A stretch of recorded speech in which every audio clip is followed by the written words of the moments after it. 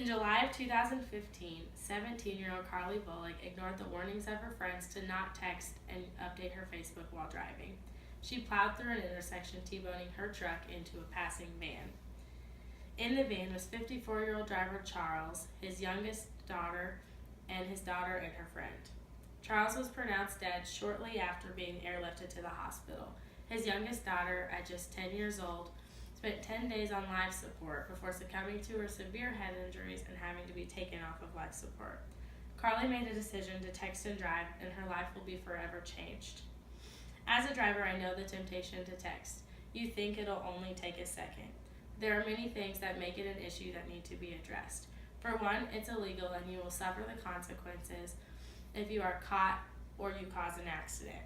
Two, you're putting other people's lives at risk. You may think you're the only driver in the car, but that doesn't mean you aren't affecting the other drivers around you.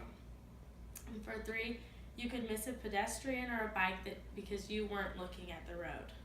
For four, you have a delayed reaction time. Texting and driving can delay your reaction time by as much or more than the legal alcohol consumption limit. Texting and driving needs to come to an end, and there are many ways to make that happen. People feel the need to be constantly connected to the internet.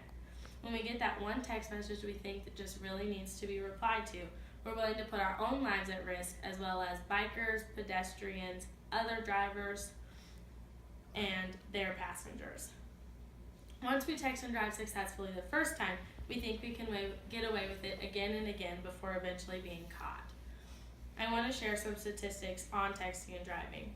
1.6 million accidents out of the 2.5 million are caused by someone being on their phone.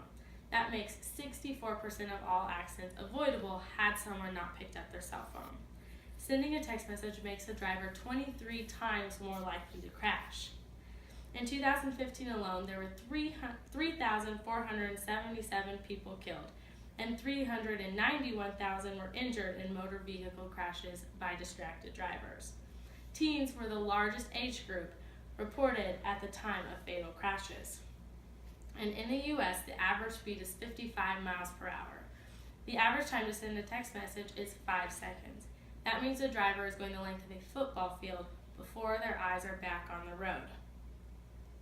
With all of these scary statistics in mind, we are making one simple decision to text and drive and putting other people's innocent lives at risk because we are being selfish. Although it might be a challenge to not answer the text message immediately, it can wait. My biggest suggestion to stop texting and driving would be to put your phone somewhere that you can't see it. If you place your phone out of sight, you aren't as tempted to grab it the second it goes off. Some of those safe places could include your cup holders, your glove box, your door compartments, the passenger seat, the floorboards, or even in the back seat. If your phone is out of reach, you aren't as tempted to grab it.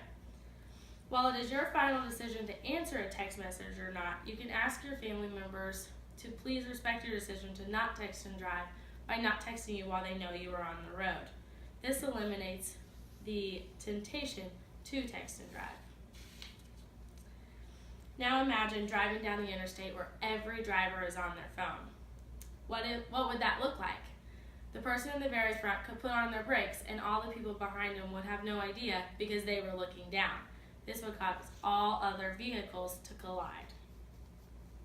77% of teens are confident in the fact that they can text and drive. If people continue to believe that they can text and drive, at the same time, more and more lives are going to continue to be lost. So I will ask you what steps you will take from here.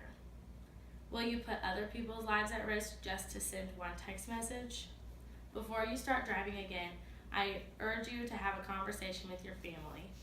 Ask them to respect your decision to not text and drive by not texting or calling you while they know you are in the driver's seat. Once you've had this conversation and you sit back in the driver's seat, again, I will ask you to place your phone in a safe place. This way, you are not tempted to use it. When you get to your location safely, you can look at your phone again and all the messages you received while you were driving are still going to be there.